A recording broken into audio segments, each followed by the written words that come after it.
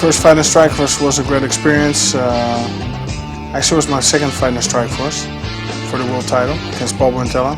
It was a hard fight. I got him in the second round due to strikes to the liver, and it was a TKO. I broke my hand in the fight, and it hurt a lot, but I was able to beat Paul, win the title, and yeah, it was a very exciting experience. Good day.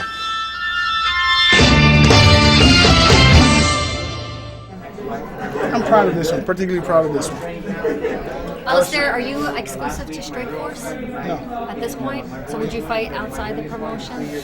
I'm also fighting at K1 MMA. Right. I got 2 fights coming up before I'm contract free, and then we're going to start some first negotiations with anybody. Okay. Why didn't I sign a contract with Strikeforce? Because there were no other heavyweights for me to fight there. That is why they allowed me to, as title holder, to fight in Dream. That's why I signed a contract with them. They had some fights. They had this Lee guy I beat. They had Mark Hunt. They had Crow Cup. I wanted to fight Crow Cup bad at that time. So signed a contract, had the fights in Japan at Dream. Strikeforce got bigger. They bought some heavyweights in, so their heavyweight league expanded. Then there were some new fights for me there.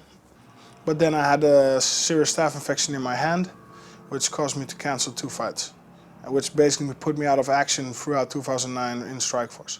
When my hand did recover, I had contract obligations with the K1.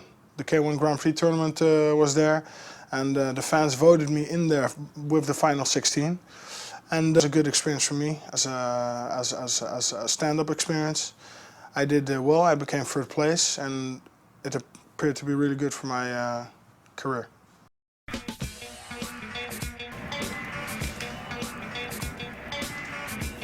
Firearms, goddammit. When he fought for Strikeforce almost 3 years ago, it was a very different organization, a very different time in his career and in the sport of mixed martial arts. So I think a lot of fans don't know what to expect from him. I think a lot of fans are curious to see what he's all about. I think a lot of American fans haven't had a chance to see him compete, and I think they're sort of curious to know, what is the Strikeforce heavyweight champion all about? Who is he? What kind of a fighter is he? So I think there's sort of like this curiosity in the air about Alistair, and I think, you know, everyone has something to prove, right?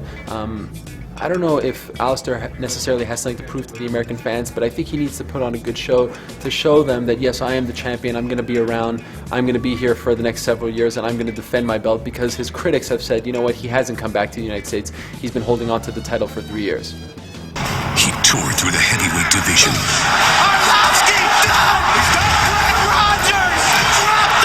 Then almost shocked the world. Rogers gets a shot at the title that's eluded him for the last 2 years. Devastating big high hand. Heavyweight champion Alistair Overeem returns to defend his belt. Overeem versus Rogers, plus Arlovsky versus Bigfoot Silva. Showtime, Strikeforce MMA, May 15th at 10 p.m. Eastern.